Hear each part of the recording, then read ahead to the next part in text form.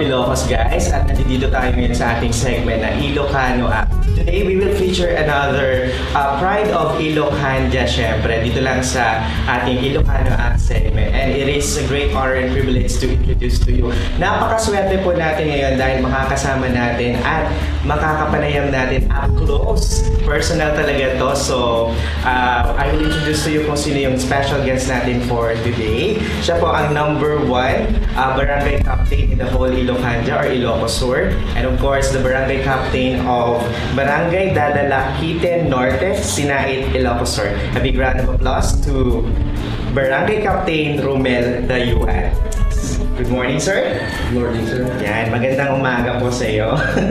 And we are very lucky that we are here today with you, syempre. At saka, thank you so much for sa pagpapaunlak ng aming imbitasyon na ma-interview po namin kayo. It's pleasure din po, sir.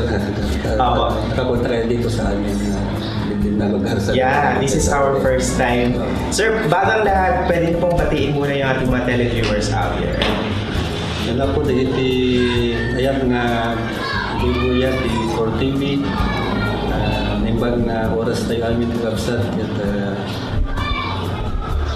pangal daw tayo ako. Yes, yan. Okay, isa na natin sir yung ating discussion. So, sino po talaga si Barangay Captain Romel Dayuan po? Ako po si Romel Dayuan from Dadalaquiten Norte, Sinat, Ilocos Sur. At married to Rosalili Dayuan, former barangay captain din dito sa barangay namin. At may 4 na anak.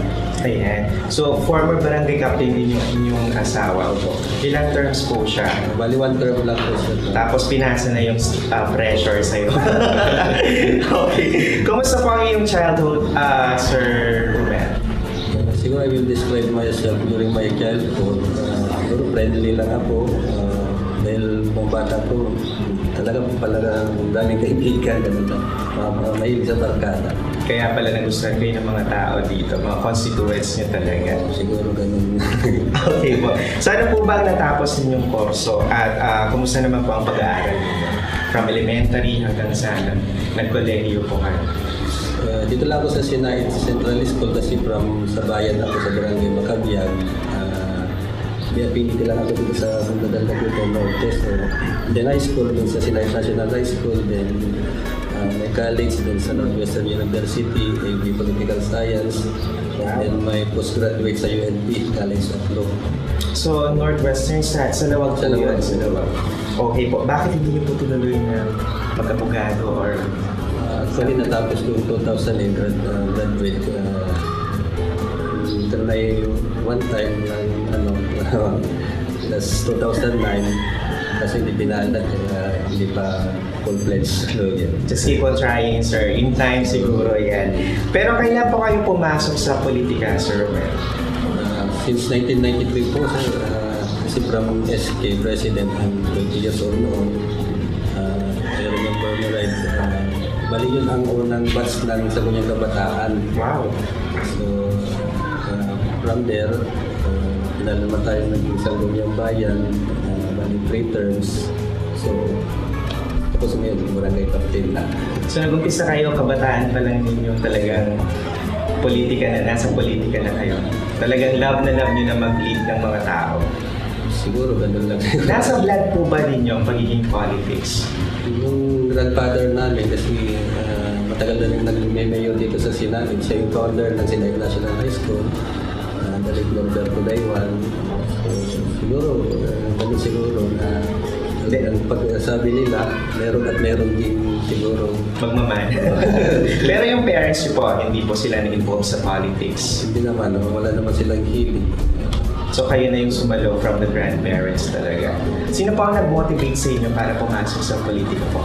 Yung panganay namin, kapatid, kasi siya yung unang pumasok sa politics sa amin doon as barangay kagawad sa barangay Macabiag.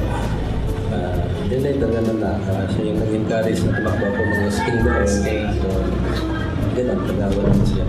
So ilang taon na po kayong barangay captain dito po sa Dadalaquiten? Actually, my first term pa lang, sir. First term so, pa lang. isang taon pa lang. That's 2009. December 2010. So mahaba bang panahon na makakasama niyo? For sure, kayo ulit yung iboboto ng mga tao dito dahil napakabuti ninyo sa kanila. Okay po. Ano po yung mga nagawa niyo ng mga projects po dito sa lugar ninyo, sir? So yun lang siguro yung ginawa namin dito. Una, talagang pinagkakaisa namin yung sa akin kasi yung bago ako, pagkatapos ng election, yung three letters ng RPD, Romel Pablo Daywa. Kaya dito mo nang inaramid tayo ako, JR, reconciliation. At after election nga po, tinalaban tayo sa bali nga grupo. Ginayon tayo at isang kamay sa tayo, then ibigay pa naliktaran mo ng barangay kagawad, yung other groups. Kasi na-produce na pagkaykaysa tayo, isa naging napintas, ipitong po yung MIC at the letter R, letter P. Isa na ito naman tayo ng people empowerment and people participation. So talagang empower tayo, iti bendag iti ng government organizations. So dahil walong existing non-government organization ti barangay tayo representing all sectors, babae, school youth, farmers, as well as senior citizens. At naging dapat ti partners tayo in development iti barangay. So then through transparency purposes, masapol iti public participation. So pagkanayon natin quarterly again assembly tayo dito barangay tayo. Manitikas takad yung pagkamo dahil iti programa, then kami sa malawlawan aming turungan iti programa iti may isang barangay. And minit na talaga yung consultation iti kabarangayan, tamo may suda iti mismo nga makamo na nalagyan tayo na pintas na may deliver na services para kanyata. Yan yung later din ako na kung sa dedication, sa ko lang iti dedicated na survey. Tagay yung tinitili ako na since I'm SK President at iti nakaramit tayo sa patan tayo. Tingin lang iti nagkuyan tayo nga ramitin. So iti nabas na yung mga nag-survey. Wow, napakaganda naman po ng inyong mga projects. And speaking of people empowerment, tsaka yung engagement po ng mga tao dito, as the barangay captain po, how do you or paano ninyo kino-convince yung mga tao para mag-participate sa mga different activities po ng barangay? So dahil po di one way nga nakita mo di barangay council at so dahil nagparticipate di aming gilden ng barangay bago din tinatravel tayo na clean and green program bago hindi pa nagpapakontest tayo tunggal porok. So naging scheme nakita tayo nga talaga kat malipod di korbingan naging ganat di kalakayan nga po na tayo kabagitan talaga nag-participate na kat may dat nga po nag-aalat tayo itisip ka talaga at tao ka talagang ayatinda na hindi lugarda pabali tinapinda sa timpo yung tinulong kat so nga makita tayo nga napinda sa itaglawlaw kat one way nga po nag-nga-deje iti pa ng disiplina iti tunggal may sakada tayo kat mamatiak na nag-disiplina iti tunggal lumugar ng urno sila sa DJ karamitin tayo so na kasi yung tagdama nga karamitin tayo. Talagang saludo ako sa inyo, sir, kasi regardless of age, from bata, o bata, kabataan, or matanda man yan, talagang sumusunod sila sa inyo. Even yung mga projects niyo talagang sinusuportahan nila lahat ng mga projects dito. So, that is one strength talaga ng isang leader dito sa inyong lugar po. Anyway, nabanggit ko kanina, sir, no, hinirang po kayong most outstanding barangay captain last Kanawidan celebration po sa VN. So, paano po kayo napili po dito? What are the criteria po? Meron tayong 4 na entry doon. Yung una yung best performing barangay, best performing barangay, then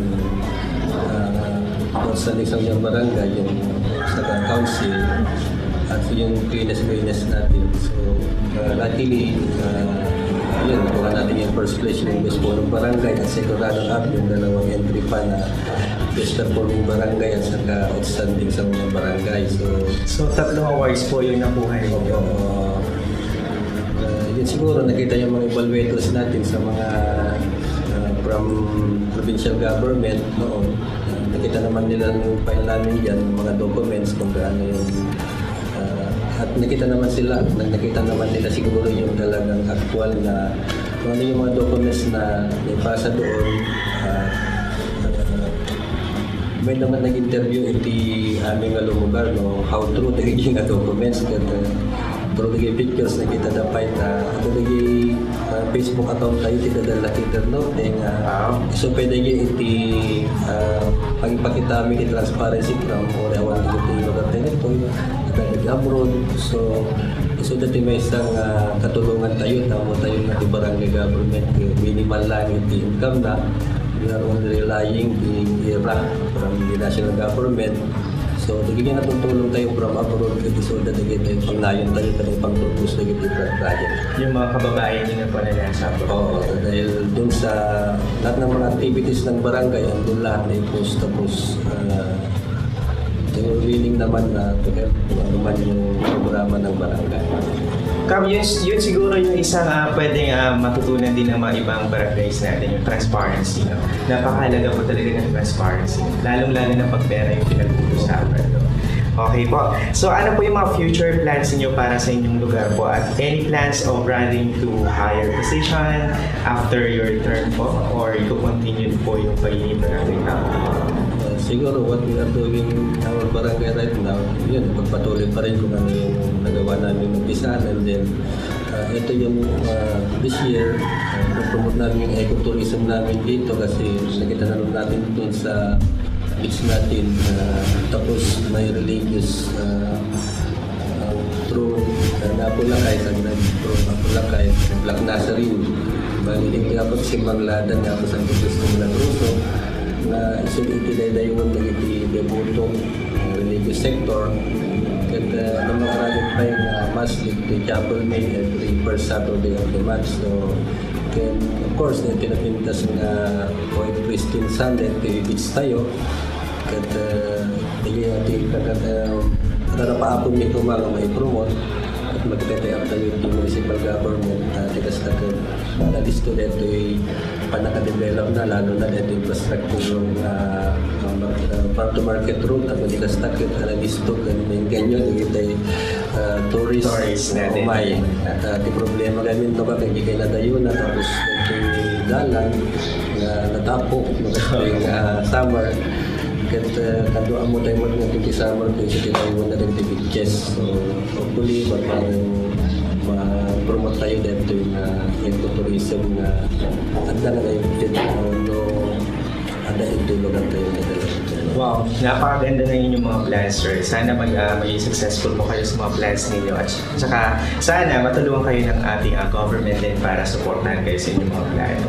And of course, yung pag-focus nyo sa mga ecotourism and even sa tourism itself, di ba? Napakaganda yun kasi lahat ng aspeto din, even religious aspect na minsan din nakapag-focus din kayo dyan. So, balance talaga yung ginagawa ninyo.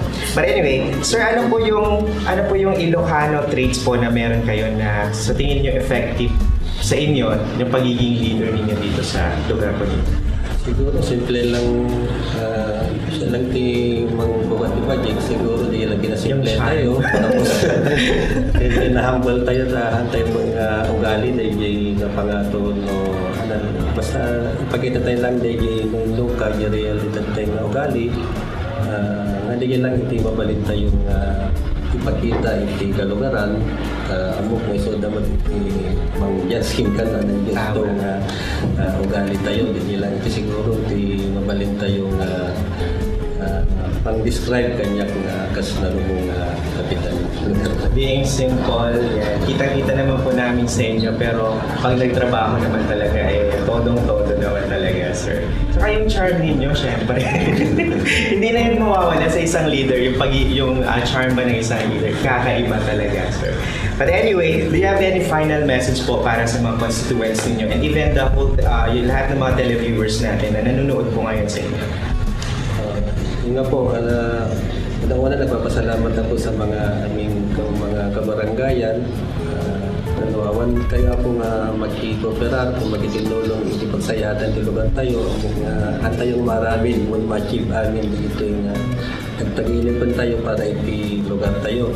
So sabi ko ba talaga na ito tinulong ako total nga ko namin iti konseho sa si Open no wayayo nga magipaayo iti aming nga ideya na pa iti alamin din tayo ta gusto ti pagtutulungan tayo kat namaan yung iti na kami nga na usigan nga nasa iti sinapataan mi tutuloy tayo iti nagservimi nga napudno tayo.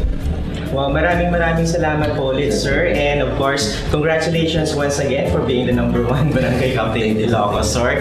And of course, good luck po sa inyong mga future plans at good luck po sa pagiging sa term ninyo, the whole term. And of course, sana we wish you na after your term, siguro pwede ba kayong sumapang sa higher position because napapansin namin talaga sa inyo na magaling kayong leader dito sa inyong lugar po.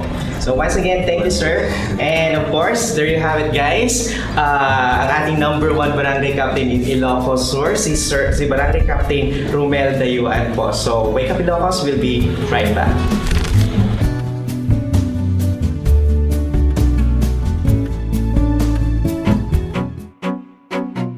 At yan po si Mr. Romel Dayuan, our featured Ilocano act this week, kapatid. Alam mo ba na I was given the chance talaga to meet him in person and I'm so lucky talaga and I'm so blessed kasi nakausap ko siya one-on-one, up close talaga kay Mr. Romel. And one thing I like about him is he's so simple, he's so humble despite of all the achievements na meron siya talaga sa buhay. At saka one thing more, yung mga future plans niya for his constituent, saka yung mga mission and vision niya para sa barangay nila. Napakaganda. Tama. Alam mo, ibang feeling din talaga na nakakausap mo ang isang achiever, lalong-lalo na knowing that he is an Ilocano. Diba? Parang, exactly. Pati ikaw mismo, feel mo yung pride, diba? Na nandoon na rin na parang, wow, nakakamangha naman tong taong yes. So, congratulations kay Sir Romel. Ayan. And moving on, syempre, eto na, let's talk about our summer plans. Ikaw ba, parang nakakapagbakasyon ka ba dyan sa mong hectic na schedule mo ngayon? Sa ngayon, kapatid, parang may time ako magbakasyon talaga ng bonggang-bongga because I have enough time and of course, yes, with my family and my friends, siguro, time to revisit the tourist spots at magagandang places dito sa Ilocos. Unahin mo na muna dito. Exactly. I know you've been traveling a lot na sa mga iba-ibang lugar, no? Naman. Pero ngayon naman, this time, i-plan mo yung itinerary mo na within Ilocano. Hingi ako ng itinerary sa'yo. Ayan. Yun na nga, di ba? We're talking about summer vacations. Kaya mga kapatid, mga ladies, and also gentlemen, speaking of summer, ngayong araw sa ating Make Me Over segment, pag-uusapan natin ang ilan sa mga dapat nating dalhin during our summer vacation. Kaya kung gusto niyong malaman kung ano-ano nga ba ang mga ito, let's watch this.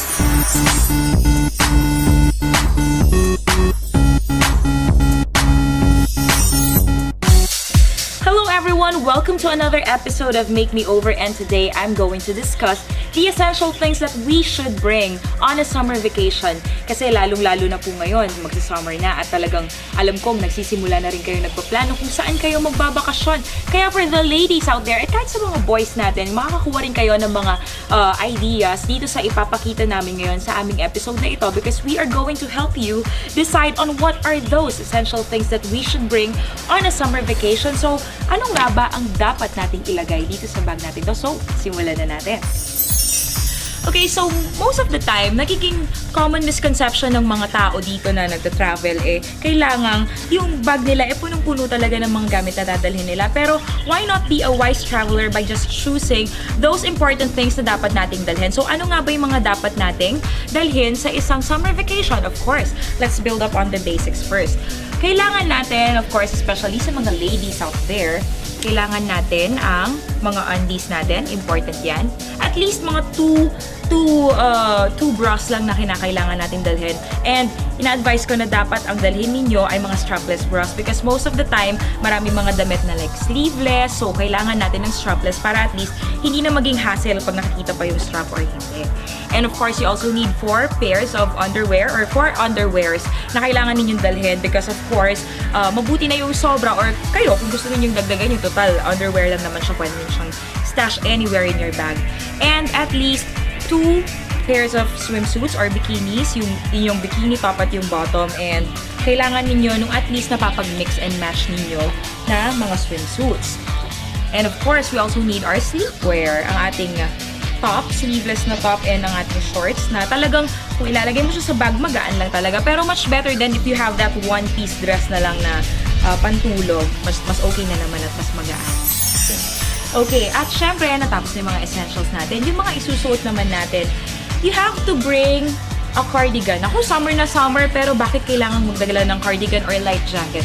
Because of course, pag makikipag-date ka or kunyari, may mga dinner kayo sa isang restaurant, minsan medyo malamig siya. So, kailangan natin ng cardigan or ng light jacket para ilagay din natin yan. At syempre, kakailanganin natin yan, lalo na kung sumakay ka sa aeroplano or sa bus, you still need it. And at least one dress. Pero ako, pag nag-travel kasi ako, mas madali kasing isuot at gamitin ang dress. So, napakagaan na yun. Bukod sa napakagaan na, napakadali pang isuot. Kaya, at least one dress, tapos 3 jeans or 3 bottoms or bahala na kayo kung shorts. Tapos 3 iba-ibang klase rin ng tops. At ito, syempre, dahil ako ay mahilig sa dresses, dress ang aking dadalhin. At kung yung mga tops naman na ilalagay ninyo sa bag ninyo, piliin ninyo yung mga kahit hindi na kailangang plansyahin. Like this one. This is a sheer top na kahit siguro i-crumple natin siyang ganito, pag open mo sa bag mo, okay pa rin siya dahil hindi siya magugusot.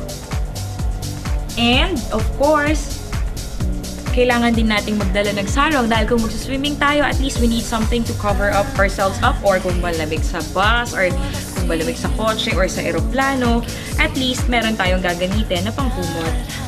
And ako, dahil mahilig ako sa headwear, of course, I'm bringing this headwear. This headwear is very, very useful. Pwede mo siyang gawing headband, scarf, or pantakip sa mata, or anything. Sa susunod na mga episodes ko, ipapakita ko kung ano yung mga different uses ng isang headwear. And of course, towel.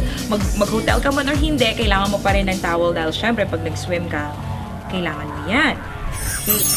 And of course, syempre, hindi tayo pwedeng umalis ng bahay na wala tayong shades because the shades are very important in protecting our eyes. Kasi kailangan natin ng at least 99% na blocking ability ng shades against UV lights.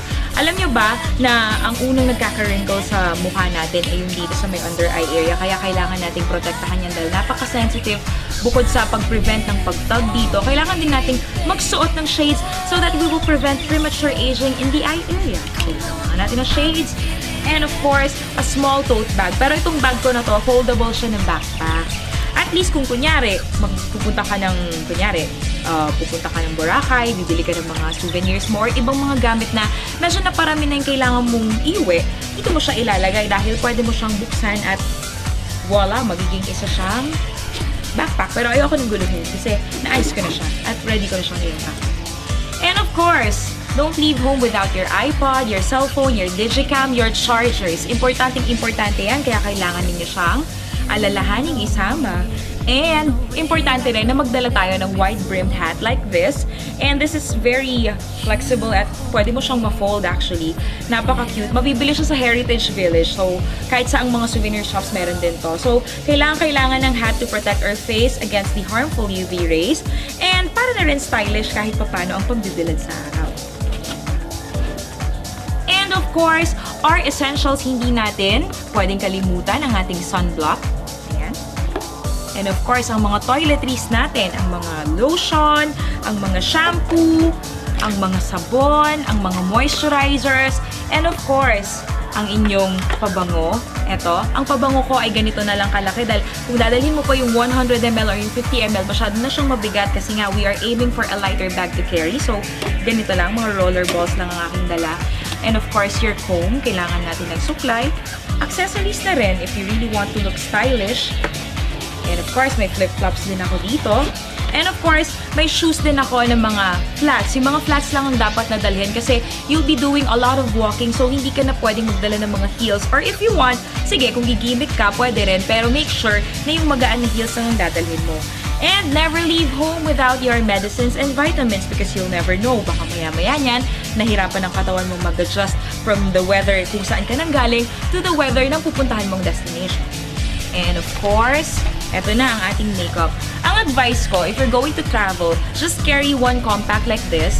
This is complete. Meron na siyang eyeshadow, may blush on, may lip gloss na, and everything. So, yung compact mo, at least, pag nadala mo na siya, ganyan na siya kagaan. And of course, ang ating blow dry. Kasi syempre, nagmumukhang dry ang ating hair pagka nagbibiyahe tayo during the summer. So, you need this to at least make your hair look more tamed. Ayan.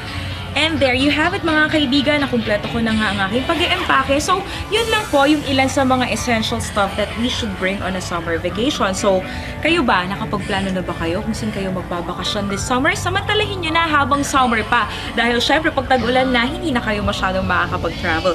Lalo ngayon, malapit na Holy Week at ayan, bakasyon na for the whole family. So, ayan, ang gaan lang ang aking bag. So, yun lang po yung ilan sa mga essentials na dapat nating dalhin and I'm almost ready to go.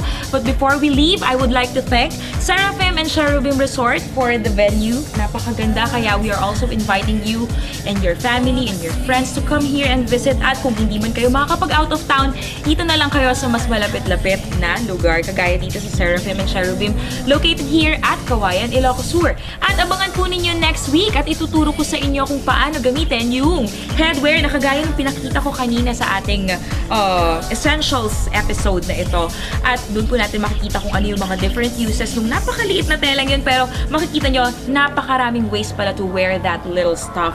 Okay, so wag po kayong aalis, magbabalik pa po ang Wake Up Ilocos.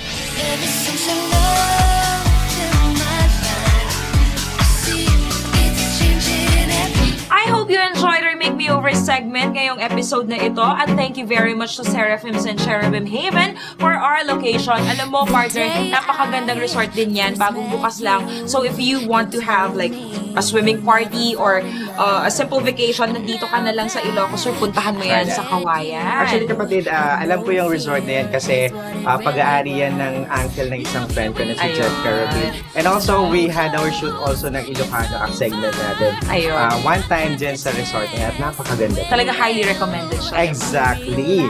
Sa pagbabalik ng Wake Up Ilocos, ipagluluto tayo ni Chef Sam ng isang masarap at katakam-takam na recipe. Tutukan yan. All that and more sa pagbabalik na Wake Up Ilocos!